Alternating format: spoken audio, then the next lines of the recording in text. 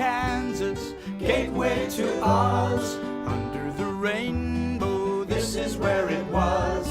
Hollyhocks and red ripe tomatoes, hand-churned homemade ice cream.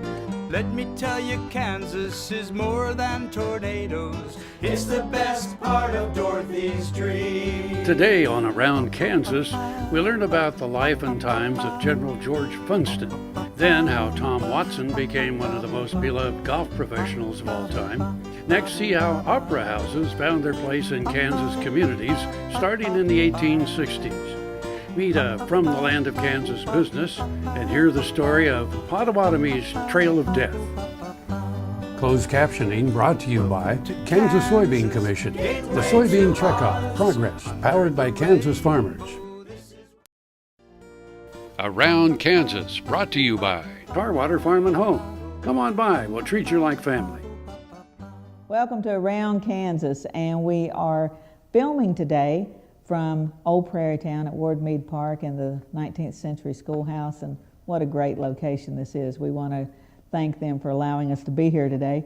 And everybody that knows me knows that my passion for Kansas history is only surpassed by my passion for Kansas military history.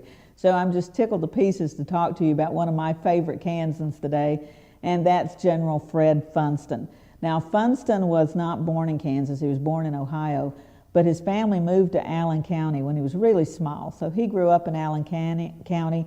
He graduated from the high school there in Iola, and then he went on to KU. He was not an outstanding student, but he was well known and well liked, and some of his classmates, William Allen White, Ed Franklin, Charles Scott, and Vernon Kellogg, names that would all become famous in Kansas history.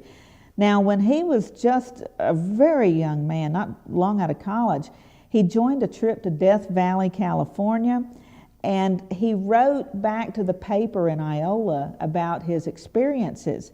He did an Alaskan expedition, went to the Yukon, and the stories of his exploits were just eaten up by people. He was a really good writer. Now, after holding several newspaper jobs, he heard General Dan Sickles, and anybody who's familiar with the Civil War, Dan Sickles is a big name.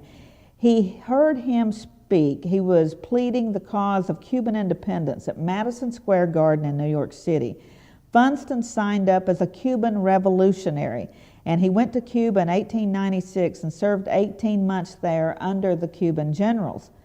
During that time, he was wounded 3 times, lost 17 horses, and was captured once. His nephew later said that if he had not lied about his identity and swallowed his passport, he would have probably been executed for being a spy. After he got back from Cuba, the U.S. declared war on Spain, and so now the United States was in it. The Kansas governor formed the 20th Kansas Regiment, and he was picked to lead them. So they went to Manila. So he's fighting in the Philippines. The 20th Kansas, famed in the Philippines War. He goes back to the Philippines after the 20th Kansas comes out. It's Fred Funston who captures Aguinaldo, the leader of the opposition, essentially. It's just one of the most famous moments in history. Another famous moment in history, the San Francisco earthquake, 1906, and Fred Funston is front and center. He's the commander there, the military post at San Francisco. He's the one that bulldozes buildings in the paths of the fire. He makes national news one more time. Amazing guy. He's one you got to find out more about. We'll be right back.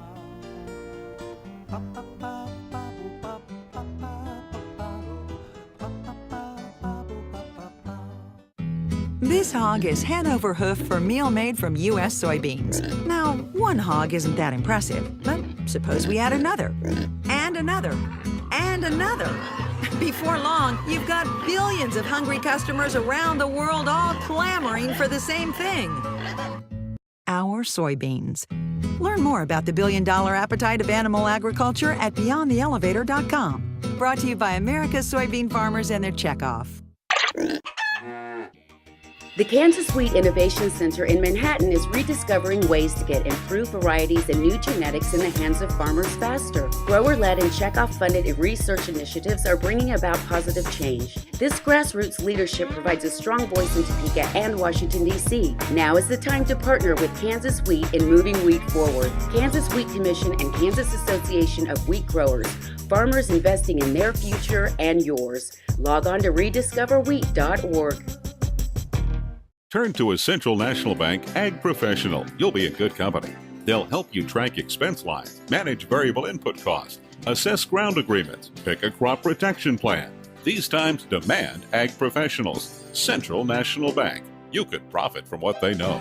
Ag operations run better on Central Time. Central National Bank, money for life. Member FDIC in your hometown since 1884.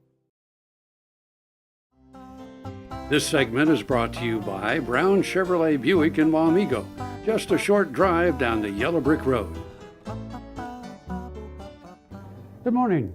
I'm Frank Chafin, and this is Around Kansas, the show that tells you about people, places, and things that make Kansas a great place to live, work, and visit.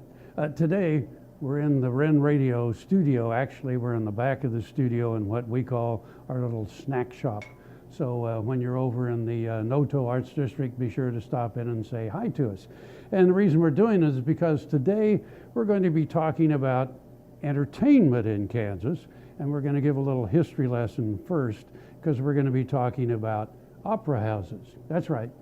Way back before Kansas was a state during territorial days, the entertainment that was available, of course, was live. Obviously, there wasn't radio, TV, anything else. If you wanted entertainment, you went out and watched the cows, or you went to a show. Okay, so anyway, that led to the development of opera houses in the state of Kansas. In the 1860s, the advent of opera houses started because many of the touring companies were located in New Orleans. And so it made it kind of a summer activity because there was only river travel. The advent of the railroads hadn't happened yet. And so the players would come up the Mississippi River, and then from Cincinnati, Ohio, and St. Louis, Missouri, they would kind of spread out across the country to Atchison and Leavenworth. Well, as the state of Kansas grew with more towns, they needed to have entertainment. Now, don't be misled by Hollywood, because they always showed the entertainment in the western towns as in the saloon with shootouts and drinking whiskey and, of course, playing cards. Well, those were in the cow towns. Well, there were a lot of towns that, of course, were not cow towns, they were communities. And so in the 1860s and through the 70s, if you wanted to be an established town, you had a church, you had a school, and you had an opera house. Now, the opera house was used for, of course, community meetings, but also for touring groups to come in. Now, let me tell you about some of the popular acts that were there. There, of course, were minstrel shows, operettas, variety shows, lectures, magic shows, medicine shows, and elocutionists. Now, elocutionists were those that were formal speakers. They had big, deep, wonderful voices, and they would speak for hours on end, believe it or not, and it was pronunciation and style and tone that they used. So these were forms of entertainment in the opera houses. Now, what kind of opera houses were they? Well, some of them were quite ornate, believe it or not. Some of them still exist, as you will see in subsequent shows that we're going to do. But the opera houses, some of them had 2 balconies. They had slanted floors so that they could install permanent seats, and the light fixtures were quite ornate. There were a lot of carvings around. They were quite beautiful places. There were others that were really kind of plain Jane. But the thing is people were hungry for entertainment, obviously, at that time. So, like I say, the minstrel shows, the magicians, all of these began to travel. The advent of the railroads made it even more popular, but also easier for more and more of the companies to travel. I just learned recently that the Santa Fe Railroad actually owned many of the vaudeville troupes that traveled, obviously, from town to town along the route, staying also in their hotels. Anyway, the 1920s came and the decline of the opera houses began because movies came along. First the silent films and then of course the talkies. By the 1950s, most of the opera houses were done. They were closed. Many of them became movie houses, and many of them just simply fell into disrepair and were destroyed. However, there are a lot of those opera houses that have been restored in the state of Kansas, and that's where we're going to have some fun as we travel around the state and visit some of them. The Jayhawk Theater in Topeka, the Opera House in Waterville, and many more. So, this is Frank Chafin saying, see ya somewhere around Kansas.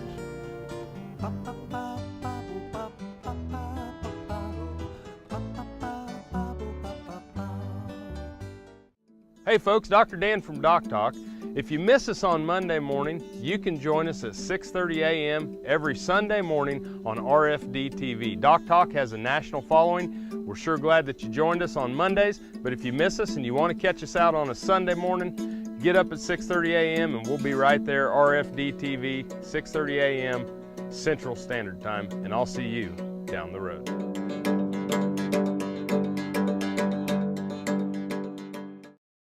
Buying a car shouldn't be this hard. And at Brown Chevrolet Buick in Wamego, it isn't. It's actually awesome. Whether you want a new or used car or truck, Toby's team can make the deal. Even if you want to custom order a new car or truck, Toby's team can make the deal. See Toby's team at Brown Chevrolet Buick in Wamego. We're awesome. American innovation is being driven in places you might not expect by people like Brent Hayek, an Oklahoma family farmer, who recently set a world land speed record in a Ford Super Duty pickup truck powered by renewable B20 biodiesel. Advanced performance is here, now, putting America on the fast track to more jobs and energy independence. Biodiesel, America's advanced biofuel. Around Kansas, brought to you by the Kansas Soybean Commission. The Soybean Checkoff, progress powered by Kansas farmers. From the Land of Kansas is a trademark program that helps Kansas businesses grow, produce, process, or manufacture Kansas products. Let's meet B&W Trailer Hitches. Based in Humboldt, Kansas, B&W Trailer Hitches engineers and manufactures trailer hitches and aftermarket truck and trailer accessories. B&W's broad selection of products is designed to seamlessly integrate with and enhance the use of trucks and vehicles and equipment that are towed. All B&W products are proudly manufactured in the USA in a state-of-the-art facility that houses a skilled workforce of craftsmen and the most technologically advanced equipment available. B&W is recognized as an innovator and invented the turnover gooseneck hitch, which revolutionized the industry in 1988. To find a dealer near you, visit www.turnoverball.com.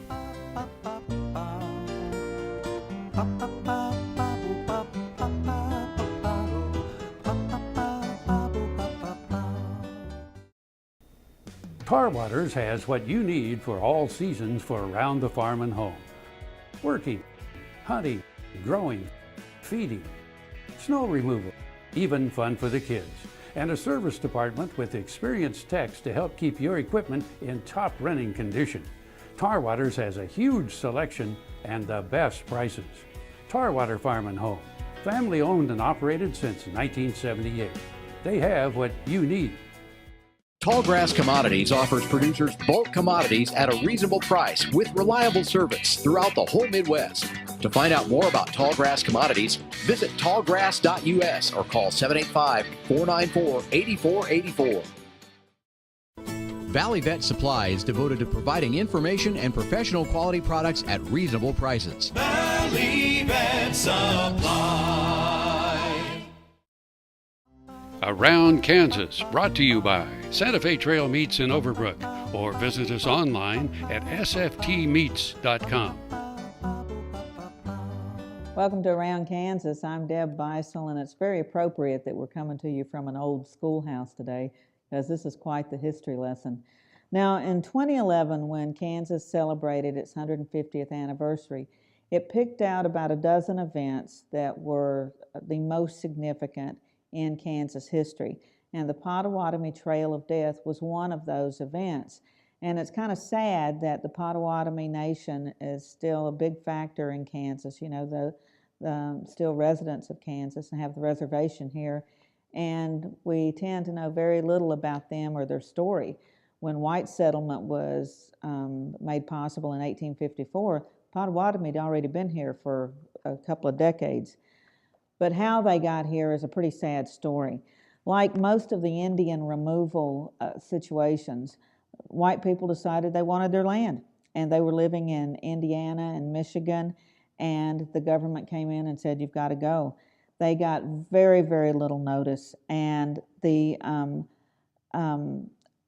tribe was rounded up. The principal chiefs were actually put in a jail cell in a wagon. If you've watched some of old Western movies, you might have seen something like that. And they loaded up their baggage, you know, packed up the wagons, but mostly women and children and people were just, some of them were mounted, but most of them were just walking. And can you imagine?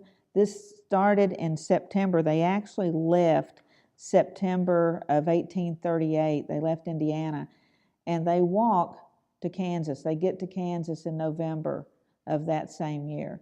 So they're walking through what's going to be some chilly, cold weather, as you can imagine, coming down through Indiana and they came into Missouri. They actually crossed the river at Lexington, Missouri. If you go over to Lexington, that's a big piece of that community's story as well.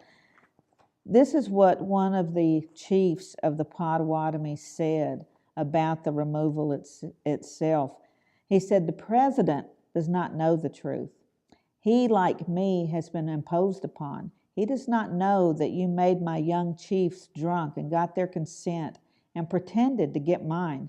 He would not drive me from my home, the graves of my tribe and my children who have gone to the Great Spirit, nor allow you to tell me that your braves will take me, tied like a dog.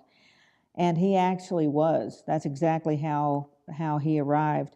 You know, they got to Osawatomie on November 4th of 1838, and there was supposed to be housing available, and there was none. So you get to Osawatomie, Kansas in November.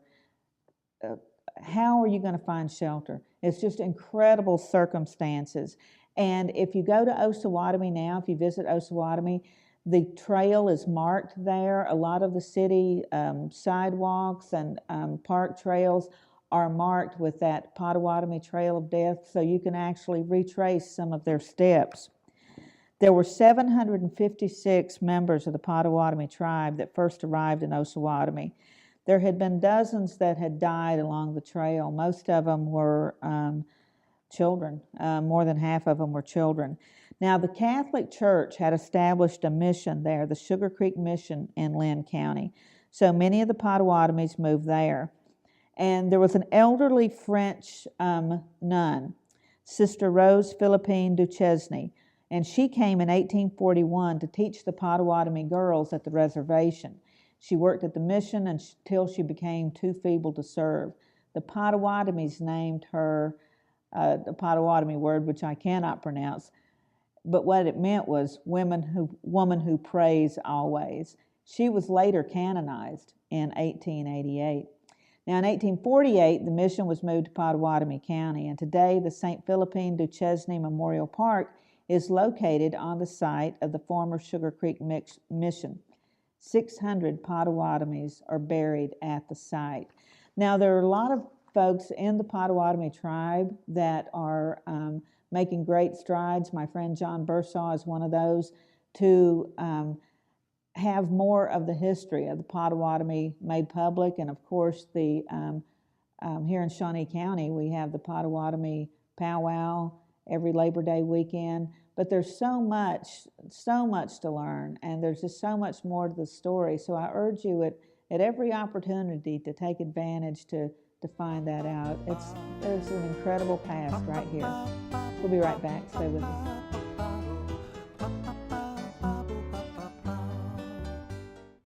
Soil is the life of a farm, and for 25 years, SureCrop Liquid Crop Nutrition has helped growers produce abundant quality crops while preserving and improving the soils they steward. SureCrop offers complete soil and plant analysis with cropping recommendations, delivery direct to your on-farm storage, and quality crop nutrition custom blended for your field. Choose SureCrop for the assurance of excellence for your soil. Call today or visit their website for more information.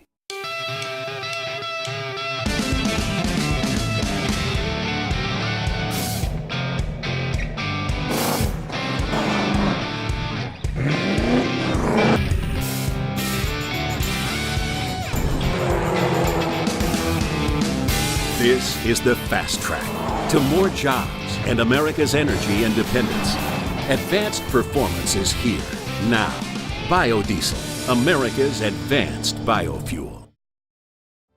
Around Kansas, brought to you by the Kansas Soybean Commission. The Soybean Checkoff, progress powered by Kansas farmers. Hi folks, I'm Deb Beisel. Welcome to Around Kansas.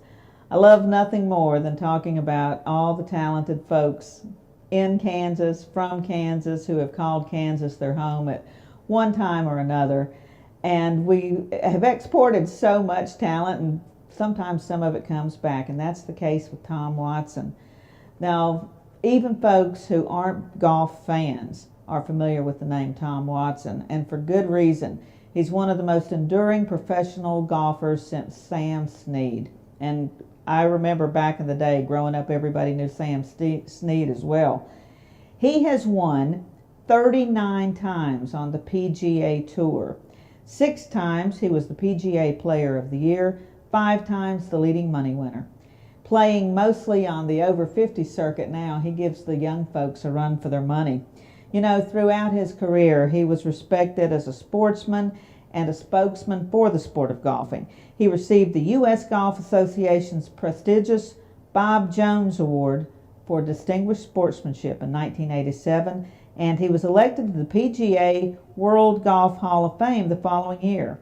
He won Golfer of the Decade for the 1980s, celebrating his 19 wins and 86 top 10 finishes over the decade. You know, one of the great things about Tom Watson has always been his down-to-earth personality, the fact that he gives back so much. And for 25 years, he hosted the Children's Mercy Golf Tournament, a benefit golf tournament which featured other really famous participants like Jack Nicklaus, Arnold Palmer, and Lee Trevino, and that was all in Kansas City, with the proceeds going to the Children's Hospital. More than 25 years, that tournament raised more than $12 million for that hospital. You know, he always has credited his upbringing in the Midwest, and specifically in Kansas, for his values. You know, he got a combination of a work ethic, and he had mentors. You know, his dad and Stan Thirsk, who built the foundation for his golf game and his whole life. And now that he's not playing on the PGA Tournament Tour anymore, he lives in Stillwell, Kansas, just south of Kansas City, and he ranches there and continues to be a force in the sports community. You know, he put out an instructional DVD, Lessons of a Lifetime. He brought that out 3 or 4 years ago. It's become one of the best-selling instructional programs ever, having sold more than 60,000 sets in 5 languages and 36 countries. Isn't that amazing? And other golfers, you know, talk about what a great instructional video that is. So we're just so proud to share Tom Watson's story with you today, and stay tuned. We'll be back next week with some other famous Kansans.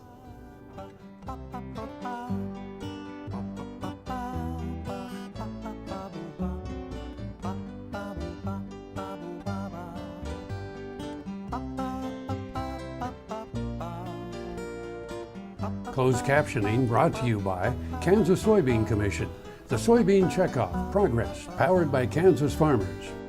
Welcome to Kansas, gateway to Oz. Under the rainbow, this is where it was. Hollyhocks and red ripe tomatoes, hand-churned homemade ice cream. Let me tell you, Kansas is more than tornadoes. We're the best part